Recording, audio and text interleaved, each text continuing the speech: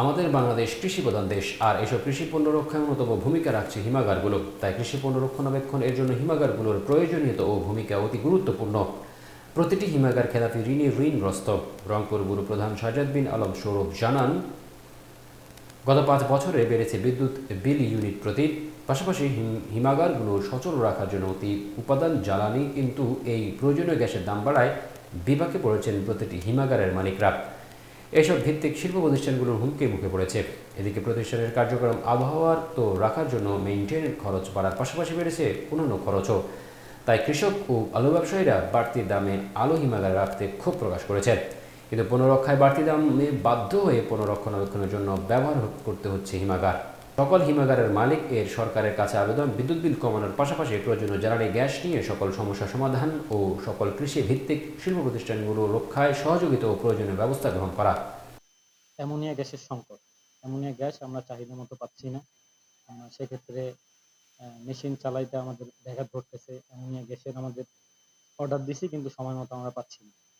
দ্বিতীয়ত, আমাদের বিদ্যুৎ বিল বেড়ে যাচ্ছে। তারপর আমাদের খেলাপি ঋণের সুদের হার বেড়ে যাচ্ছে।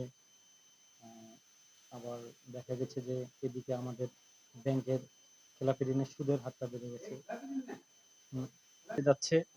প্লাস আমাদের লেবারের যে আমাদের খরচটা, কস্টিং খরচটা, সেটাও বেড়ে যাচ্ছে। অনেক অনেক গুণে বেড়ে যাচ্ছে আমাদের লেবার সংকট, যার কারণে আমাদের বাইরে থেকে লেবার নিয়ে এসে আমাদের এই কার্যক্রমটা চালানো হচ্ছে।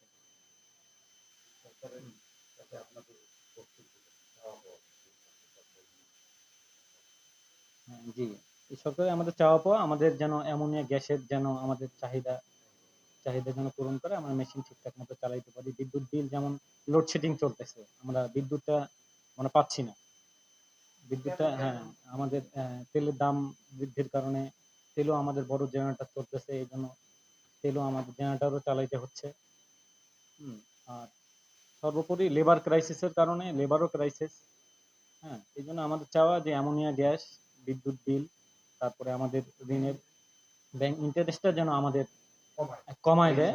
এই সরকারের কাছে আমাদের এটাই আর কি বিনীত আবেদন করছি, যেন আমরা চাষিদের আর কি চাহিদা পূরণ করতে পারি।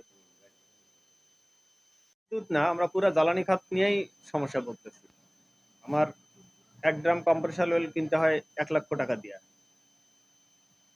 200 লিটার থাকে। একটা অ্যামোনিয়া গ্যাসের সিলিন্ডার কিনতে হয় 10,000 12,000 টাকা দিয়ে, 50 কেজি গ্যাস। বিদ্যুৎ বিল আমার এভারেজে 15 টাকা পার ইউনিট। মাসে আমার বিল আসে 20 থেকে 25 লাখ টাকা, যেটা আমরা 5 বছর আগে দিছি 7 টাকা ইউনিট। 5 বছরে ওটা হয়ে গেছে 15 টাকা ইউনিট।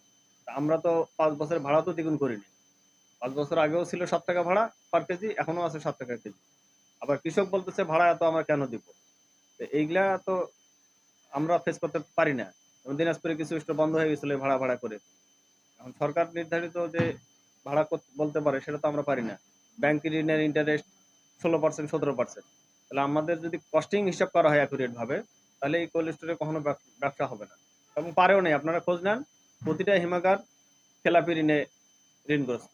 প্রতিটা আপনারা খোঁজ নেন, হয়তো এখন থেকে 20 বছর আগে যারা হয়েছে তারা কিছুটা খুলে উঠছে, কিন্তু গত 15 বছরে যারা করছে তারা রেগুলার হতে পারেনি। মানে এটা সরকারের কাছে হলো আমরা বিদ্যুৎ বিলটা কমাই দেখ, জ্বালানি তেল আমরা যেটা দিব ভর্তুকি রেটে দেখ। আমাদের বলা হয়েছে কোল্ড স্টোরেজ অ্যাসোসিয়েশন থেকে গ্যাস দিবে, কিন্তু আমরা পাই না। ওই গ্যাসের আশায় থাকলে আমার মেশিন চলবে না। আজকে যদি আবেদন করি, 2 মাস পরে আমার বরাদ্দ হবে, আমার লাগবে 30টা, দিবে 10টা। এই 2 মাস তো আমার মেশিন বসে থাকবে না।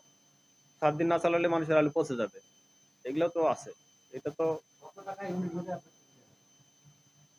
5-7 টাকা প্রতি ইউনিট, 5-7 টাকা। যেগুলো আপনাদেরকে বললাম, এটা আপনাদের মাধ্যমেই আমি বর্তমান প্রেক্ষাপটে বা বর্তমান সরকার, ইন্টেরিয়ার গভর্নমেন্ট যারা আছে, তাদের মাননীয় উপদেষ্টা মহোদয়গণের দৃষ্টি আকর্ষণ করছি। তারা কৃষিভিত্তিক এই শিল্প প্রতিষ্ঠানের দিকে সুনজর দিবেন, এবং আমরা যে দাবিগুলো উত্থাপন করছি এগুলো সুবিবেচনায় নিয়ে প্রয়োজনীয় ব্যবস্থা গ্রহণ করবেন বলে আমি আশাবাদ ব্যক্ত করছি।